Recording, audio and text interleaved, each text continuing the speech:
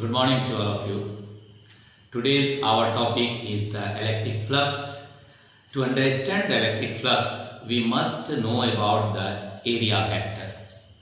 In the earlier classes, we learned that the area are the scalar quantity. But here, we will see the area is also considered as a vector quantity. How it is? कैसे हम लोग जानेंगे कि area भी vector के रूप में represent होता है, जबकि वॉल्यूम वेक्टर नहीं होता है। तो ऐसे में एरिया वेक्टर के लिए हमने यहाँ पर तीन फिगर बनाया है, तीन एरिया कंसीडर किए हैं। एक एरिया आपका ए है, दूसरा एरिया बी है, और ये तीनों एरिया ए बी सी, ये तीनों एरिया ए बी सी जो हमने यहाँ पर कंसीडर किया है, ये तीनों बाय द मैग्नीट्यूड सेम है। बट सपोज करो कि that area of all three, area of A, area of B, area of C, all are of 10 meter square. Now, if anyone will talk, कोई अगर कहता है कि 10 मीटर स्क्वायर का area है, तो हम कैसे समझेंगे कि किस एरिया के बारे में बात कर रहा है? To whom he is talking? Which area is considered? So, for that, they must give some indication, some direction, some angle to identify a particular area. किसी एक एरिया को जानने के लिए उसको कोई ना कोई इंडिकेशन या डायरेक्शन देना होगा, उसको डायरेक्टिव करना होगा। यहाँ हमने तीन एरिया लिया, area A, area B, area C. ये तीनों एरिया आप देख रहे हैं, और इस तीनों एरिया में तीनों का मैग्नीट्यूड सेम है। मान लो this area element is the ds. ds is the area element of same value 10 meter square. तो किसी एक के बारे में बताना है तो हमको उसका डायरेक्शन देना होगा, उसके बारे में कुछ इंडिकेशन देना होगा। ऐसे में यहां पर एरिया किसके बारे में बात कर रहे हैं, उसके लिए एरिया का डायरेक्टिव होना, एरिया के बारे में डायरेक्टिव होना, तो हम यहां से एक नॉर्मल ड्रॉ किए। That normal have certain normal to the surface, but that normal are different with that of the normal of the other area element. Here also the normal and here also the normal for this. So in all the three cases the direction of the normal are different. If we say the normal of, here it is, let it be the normal of the area 1A have certain angle, that means we are talking about the area A. For area B, normal is of certain angle, then that means that we are talking about, हम लोग बात कर रहे हैं B area के बारे में। सो कौन सा एरिया है, भले सबका मैग्नीट्यूड सेम है, लेकिन डायरेक्शन के लिए हमको उस सरफेस का नॉर्मल कंसीडर करना पड़ेगा। सो एरिया को नॉर्मल के रूप में अगर हम दिखाएं तो दैट एरिया एलिमेंट जो आपने लिया यहाँ ds, so ds is consider as a vector with what the magnitude is the ds and the normal is the direction. Here ds is the magnitude and normal indicate the direction of that area. So area को भी हम vector के रूप में लिए, area element को भी vector के रूप में लिए। ऐसे भी समझ सकते हैं कि मान लो हमने यहाँ पर एक कोऑर्डिनेट सिस्टम लिया है और एक एरिया कंसीडर किए, सपोज करो that is the A B C and here it is the O. That area along the x, the line is the I unit cap, here it is the j unit cap, here it is the k unit cap. Now this area vector, here AB is represented by the vector and here it is the BC as a vector. For our better understanding, हमको थोड़ा ज़्यादा अच्छी तरह से समझना है कि area को वेक्टर कैसे लेते हैं। उसमें हमने A और लाइन ए बी को एक वेक्टर ग्रुप में रिप्रेजेंट किया along the x and BC that is along the y. So on that case the area that is equal to what it is AB, or we write here that area that is equal to AB vector cross BC vector.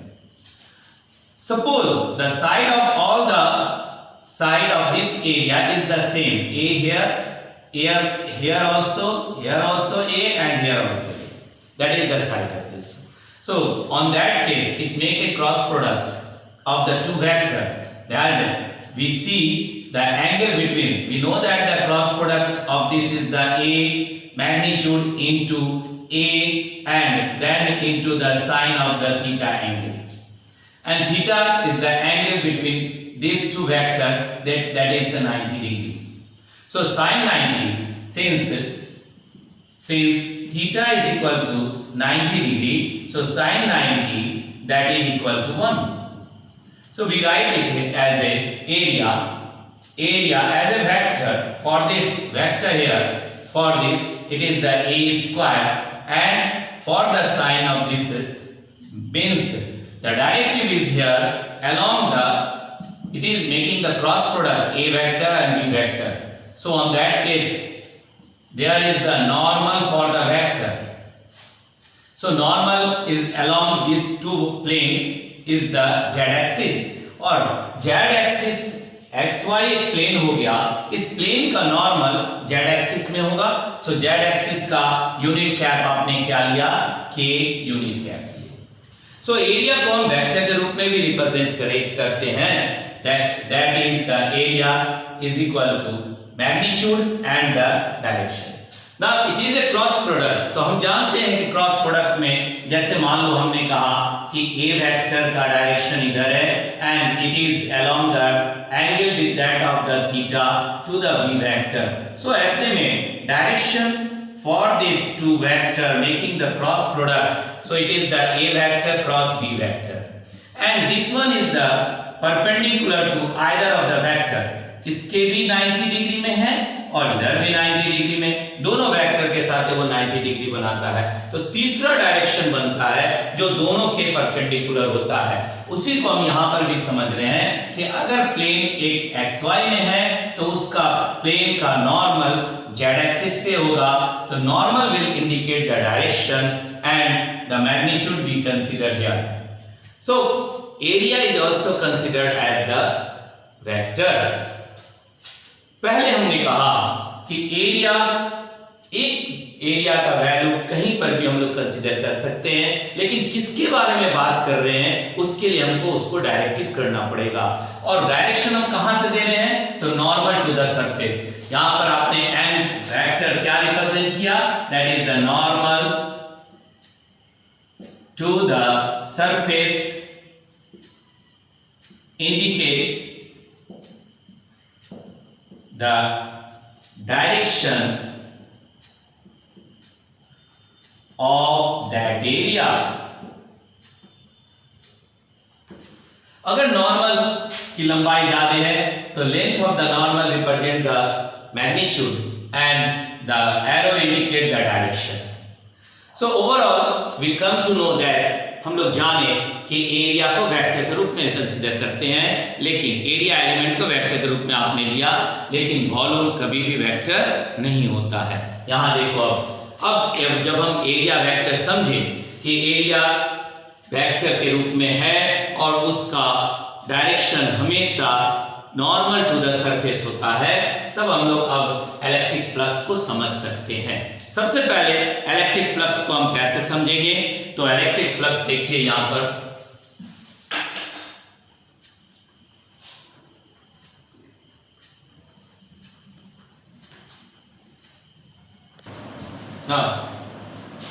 About the electric field के बारे में यहां पर हम लोग 3 figure draw किए हैं. कैसे समझेंगे electric flux?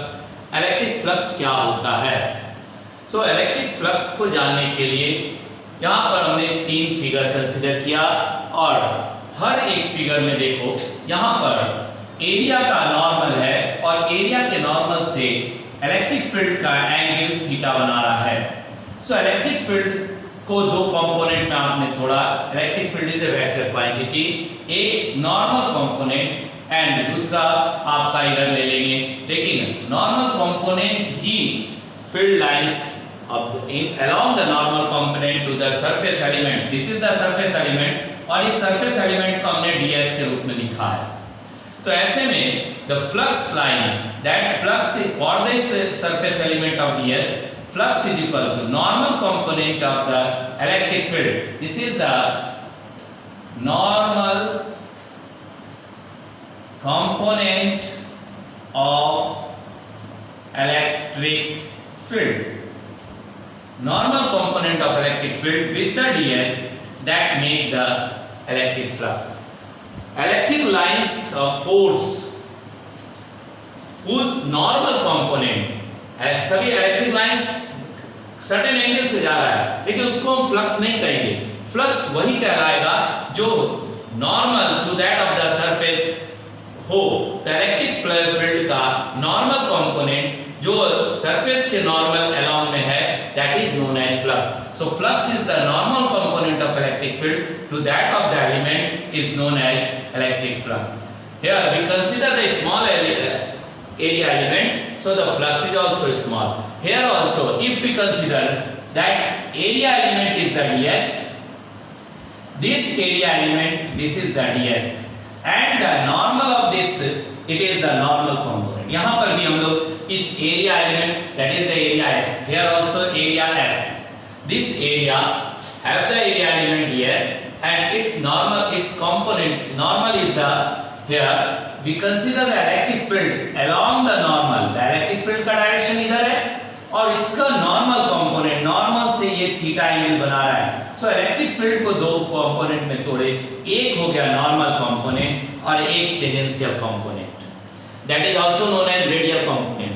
So normal component with that of the area is the again flux. माने यहां पर भी हम वही लिखेंगे that d phi that is equal to E vector for the normal to that of the area ds. Similarly, अगर हम यहाँ पे देखते हैं इलेक्ट्रिक फील्ड और इस जगह में फील्ड और सपोज करो कि एरिया का भी नॉर्मल और फील्ड का डायरेक्शन यहाँ पर दोनों सेम डायरेक्शन पे है, that is the normal and the field direction is also along the normal direction. So theta is equal to here it is the 0 degree.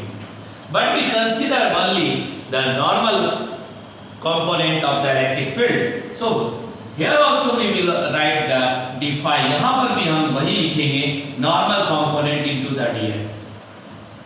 Now normal component is what? That En in every places. En that is equal to E cos theta. Here also En is equal to E cos theta.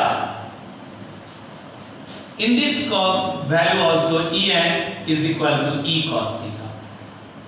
क्योंकि यहाँ theta का value 0 है तो ऐसे में En is equal to the E हो जाएगा।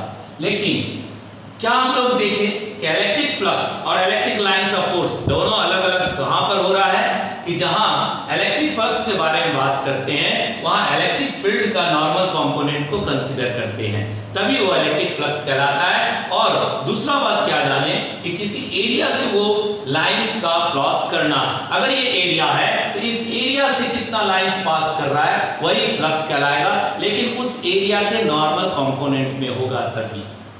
तो ऐसे में इसको हम क्या कहेंगे, that is the electric flux कहेंगे। सो d phi is the electric flux.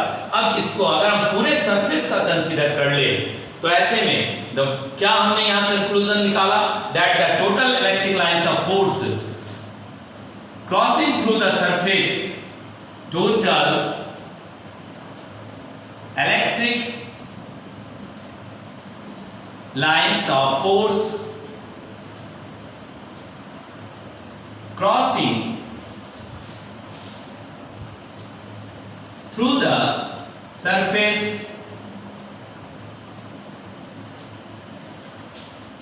in the direction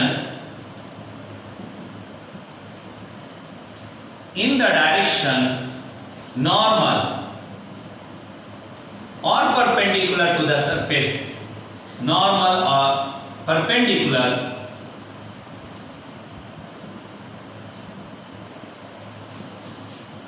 to the surface is known as electric flux, is known as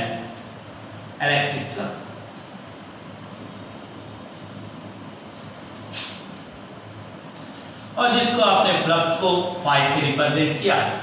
अभी यहाँ पर हमने लिया कि electric flux is the nature of the normal component of electric field to that of the area is known as electric flux. Here the area is considered small, on that case the flux line is also small, that is that d phi. Now अभी कैसे जानेंगे, कैसे समझेंगे कि field flux को depend कर माने flux field पे डिपेंड करता है, फ्लक्स एरिया पे डिपेंड करता है। ऐसे में देखो समझो यहाँ पर अगर हम यहाँ ले रहे हैं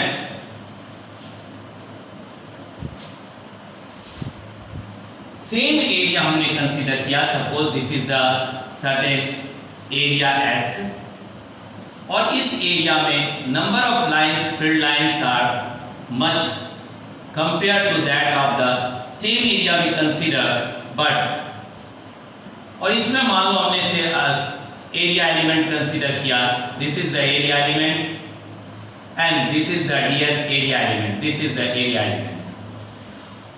यहां भी हम ले रहे हैं of the same area but the lines are very weak, यहां पे कम लाइन है, ऐसे समझो।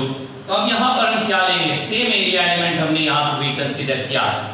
देखो यहां ये भी ds है, तो यहां फ्लक्स कितना होगा, that flux depends upon the that is the electric field in the normal component and here also the En. So पहली बात हमने जाना कि d phi is directly proportional to the field, to the normal field. Normal component इसको हम ऐसे भी देख रहे हैं क्योंकि अभी समझने के लिए हमने सीधा ले लिया।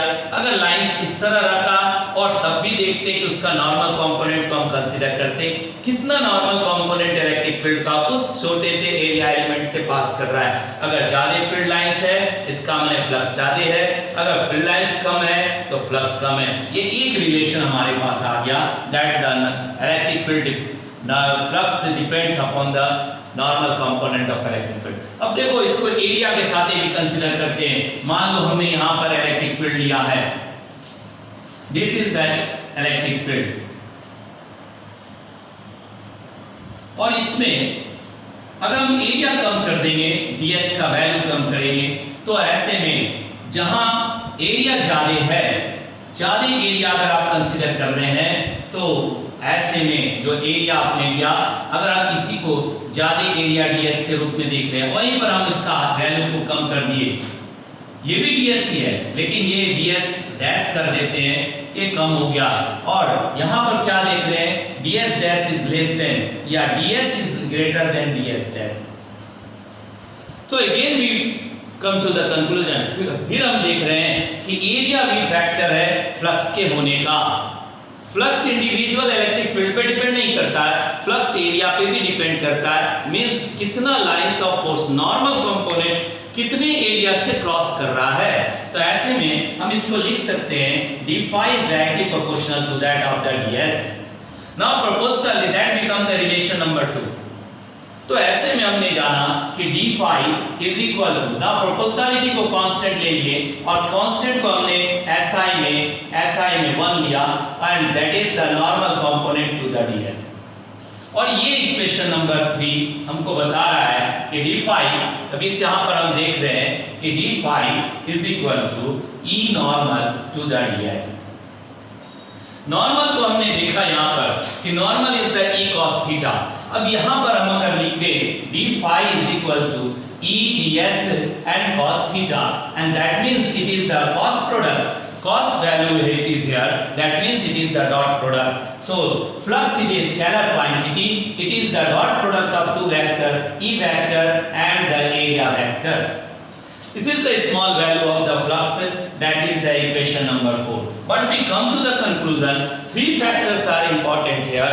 One is the electric field, another is the area and about the angle also. If the angle is of theta 0 degree, which we have in the above case, and that case the cos value here theta is equal to 0, so on that case cos of the 0 degree is equal to 1, so that will give the maximum of the electric flux. So So these three factors itself come because we come to the conclusion that the normal component is the factor. Normal component of electric field is the factor for the electric flux. तो ये बात हमको समझ में आया और अब यहाँ से हम इस बात को ले रहे हैं कि फ्लक्स क्या है. It is a scalar quantity. Note point में हमने देखा कि ये क्या बना रहा है, dot product. Since the flux is a dot product so it is a scalar quantity. Since it is a dot product of two vectors, that is the E vector and ds vector, so it is a scalar quantity. So it is a scalar quantity. Scalar quantity means it only indicates the direction, magnitude. There is no any nature of the direction. The flux is the scalar, we having the only magnitude and it is the dot product. Now this all about the, ये सभी हमने देखा surface element, छोटे से element को आपने लिया ds here also, यहाँ भी ds लिए, यहाँ भी हम ds मान लेते हैं, यहाँ भी ds मान लेते हैं, यहाँ भी ds मान रहे हैं. लेकिन अगर पूरे सरफेस पे बात करें तो अब देखो, अगर हम पूरे सरफेस पे बात करते हैं तो ये फ्लक्स जो आपने यहां देखा इसको हम क्या करने जा रहे हैं. So we integrate the equation 4 for the flux throughout the surface. The lines electric normal component of electric lines which passes through the surface, whole surface. So we integrate the equation number 4. Integrating the equation 4 for total flux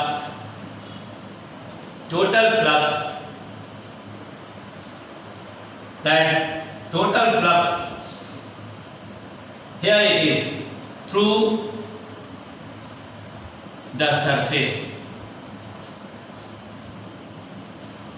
Now it is the flux that is equal to integration to the surface and this one is the E vector dot ds vector and that become the equation number 5. Now we can say, यहाँ पर हम कह सकते हैं कि this is the line integral, surface integral of electric field is the flux. Now we write here that is the surface integral of electric field. Surface integral of electric field. Now surface integral of electric field, here we will write that flux is the, or we may say the surface integral of electric field over the surface is the electric flux throughout the surface. Surface integral of electric field over the surface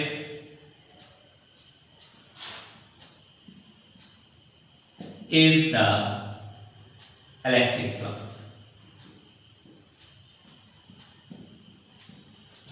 In the earlier, माने अभी शुरू में हमने क्या पढ़ा कि electric flux क्या है, तो that is the total number of electric lines of force crossing through the surface, crossing the surface in the direction perpendicular, that is the normal to that surface is the flux.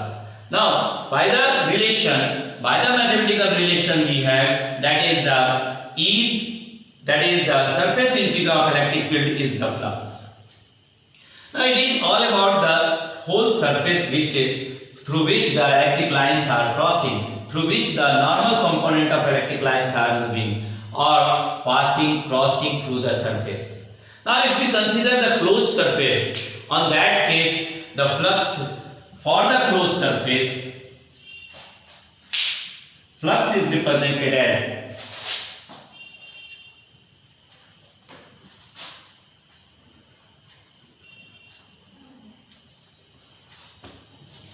for the closed surface, that is for the closed surface the flux should be closed by the two end. Flux जो बनाएंगे, symbol जो हमने बनाया उसको दोनों and पे close कर दिए और तब हम लिख रहे हैं that is the surface close हो गया integration for the E vector dot ds vector, that is the close integration, surface integration of the electric field is the flux.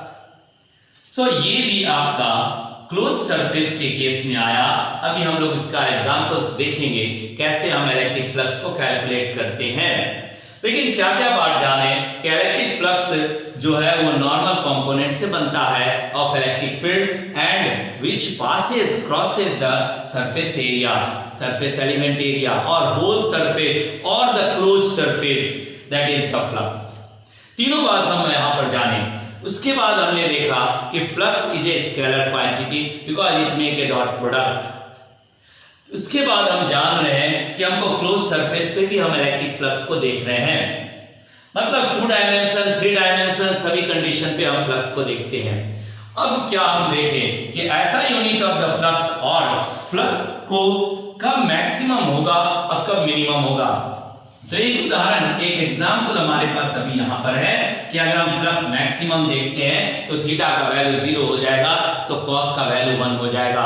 So that this is the case for the maximum flux through the surface, late it be the surface S और surface ds that will give the maximum value of the flux। तो flux का calculation, क्योंकि यहां electric field को हमने क्या लिया है, यूनिफॉर्म लिए, यूनिफॉर्म इलेक्ट्रिक फील्ड है, कांस्टेंट इलेक्ट्रिक फील्ड है। दूसरी बात, जो सरफेस आप ले रहे हैं वो सरफेस भी आपका क्या है, कांस्टेंट है। तो किस पे डिपेंड कर रहा है फ्लक्स, तो फ्लक्स डिपेंड कर रहा है कॉस फैक्टर पे, मींस थीटा एंगल पे डिपेंड कर रहा है। सो थीटा, अगर field lines along the surface making the theta normal to that of the 0 degree, electric field lines making theta बराबर 0 with the normal of that surface, on that case it is the maximum value of the flux, maximum, that is d phi, sorry, that flux is considered for the maximum,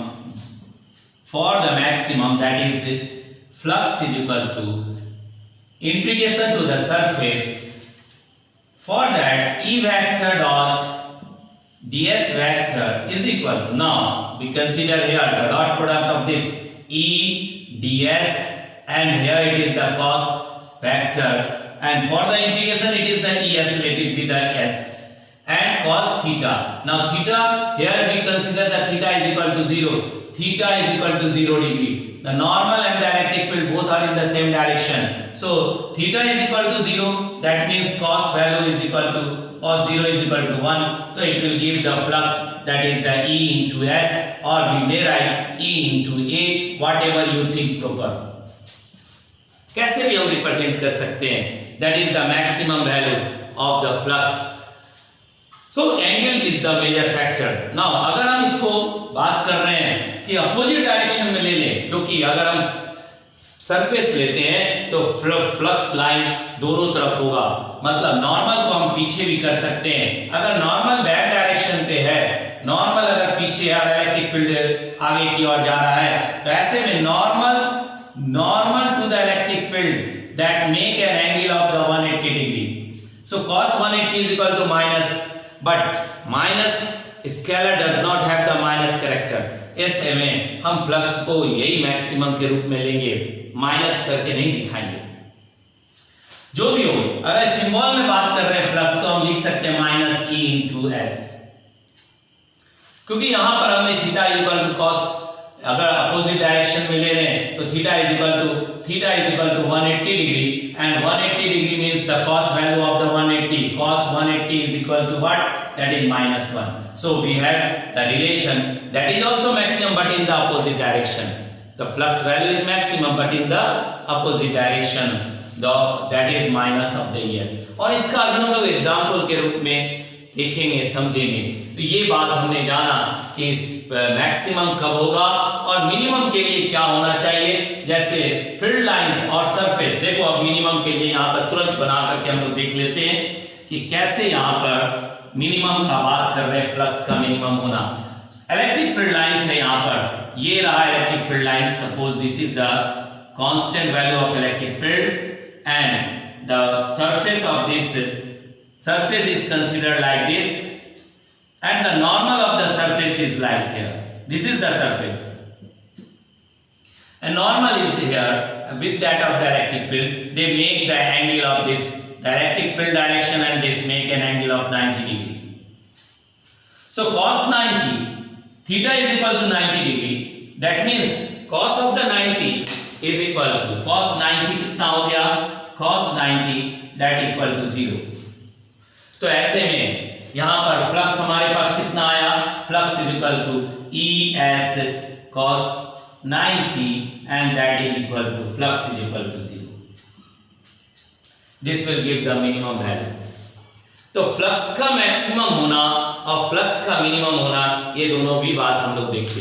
अभी कुछ उदाहरण कैसे हम बनाते हैं, देखो यहाँ एग्जांपल के रूप में मान लो यहाँ पर एक हमने सरफेस लिया है, ये सरफेस के along electric field lines pass कर रहा है and that field lines to the surface making angle of let it be the 30। Suppose करो ये फील्ड लाइंस नॉर्मल के साथ, ये नॉर्मल नहीं, सरफेस के along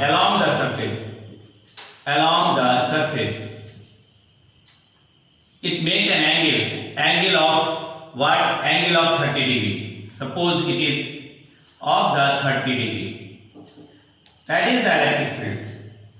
So on that case the normal, it is the normal here and we consider which angle for the relation, flux के बारे में अगर हम बात कर रहे हैं ऐसे में तो E और for the normal component और साथ में S ले लिए, मान लीजिए it is the S area, तो ऐसे में cos of the theta, अब थीटा का वैल्यू क्या होगा, what will be the theta value of the theta, it is 30, no, here we will take from the normal and normal is the 60 degree. Field का normal के साथ कितना angle बन रहा है, तो 60 डिग्री बन रहा है क्योंकि और सरफेस से फील्ड 30 डिग्री पे है। तो ऐसे में हम यहाँ पर थीटा का वैल्यू कितना ले लेंगे, 60 डिग्री लेंगे। So the flux is equal to ES, here it is the cos of the 60 degree and cos 60 is equal to half, so flux is equal to ES and here it is the half, that is the, this will be the relation for calculating the flux. इसी तरह हम बात कर रहे हैं कि अगर हम यहां पे लेते हैं, मान लो ये है कंपोनेंट आपने लिया x y and z और यहां पर हमने एक सपोज करो ये ब्लॉक हमने लिया 3D के रूप में, ऐसे में इस ब्लॉक में 6 फेसेस है और electric field lines along the x axis जा रहा है, this is the electric field lines. तो ऐसे में 4 जगह हमको फील्ड और नॉर्मल, जैसे हमने ये ऊपर का सरफेस किया तो ये ऊपर का नॉर्मल हो गया एंड और फील्ड लाइंस इधर है, दे मेक ए 90 डिग्री। सो यहां पर cos 90 that is equal to 0, तो यहां पे फ्लक्स क्या हो गया, 0 हो गया। उसी तरह अगर हम सरफेस लेते हैं, मान लो यहां पर O P Q R लिए और यहां ले लिए A B C and D ले लिए, तो ऐसे में हमको सिर्फ एक यहां पर मिल रहा है normal to that of this and यहां थीटा है, दैट मींस इलेक्ट्रिक फील्ड, और यहां थीटा बराबर 0 डिग्री है। इसी तरह अगर हम अपोजिट में जाते हैं तो थीटा बराबर 180 डिग्री मिल रहा है और इलेक्ट्रिक फील्ड का direction with that of the theta that makes an angle of 180 degree. लेकिन अगर नीचे के बारे में बात कर रहे हैं, नीचे में नॉर्मल और इलेक्ट्रिक फील्ड ये 90 डिग्री यहां बना रहा है, उसी तरह सामने वाला भी इलेक्ट्रिक फील्ड के साथ 90 डिग्री बना रहा है। पीछे भी अगर हम देख रहे हैं तो पीछे भी आपका इलेक्ट्रिक फील्ड के साथ ये 270 डिग्री बना रहा है। और इस तरह करके हम जो इलेक्ट्रिक फील्ड का 4 जगह देखें जहां इलेक्ट्रिक फ्लक्स 0 है, लेकिन 2 कंपोनेंट में आपको इलेक्ट्रिक फील्ड फ्लक्स मिल रहा है, तो flux along the OPQR and ABCD and that is equal to 0 that is the positive E vector and the area of this one, अगर एरिया आप इसका A लेते हैं तो that is the A, and flux opposite में जो आप देख रहे हो OPQR and that is also minus of the EA. Now these two will give the value of the flux, one in the front along the x-axis and another is the against the x positive, means it is along the negative. We will find the both where the electric flux, but the net value of the electric flux what we consider, that is 0. Net value हम कितना लेंगे, यहाँ पर 0 consider होगा, क्योंकि अगर हम सभी का वैल्यू को जोड़ेंगे जो आप देख रहे हैं तो ये 4 जगह तो आपने 0 कर दिया और ये दोनों को अगर जोड़े या दोनों अपोजिट डायरेक्शन है तो नेट फ्लक्स हमारे पास कितना मिला इस क्यूब के अंदर में, that is equal to 0. So flux निकालना, फ्लक्स कैलकुलेट करना हम सीखे, जाने इलेक्ट्रिक फ्लक्स क्या होता है. अगले सेक्शन में, अगले क्लास में हम लोग गॉस थ्योरम के साथ और भी फ्लक्स के बारे में जानेंगे. Thank you.